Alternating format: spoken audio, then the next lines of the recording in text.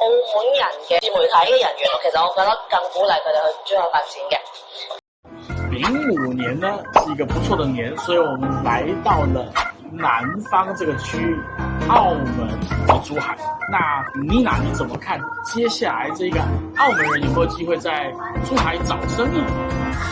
我覺得其實係有嘅。如果你話係內城市之間嘅差距咧，其實係大家都冇錯即差一樣嘢嘅。咁我哋今次去咗澳門連續5日時間嘅行程啦，其實可以感受到澳門同埋珠海中間係有一個比較大嘅差。頭先問嘅澳門人去珠海做生意嘅話咧，其實係有一個澳門去接觸嘅文化娛樂會比較多啦。咁其實有好多新鮮嘅嘢喺珠海係冇嘅，所以澳門人如果去珠海嗰邊做嘅話咧，佢可以做一啲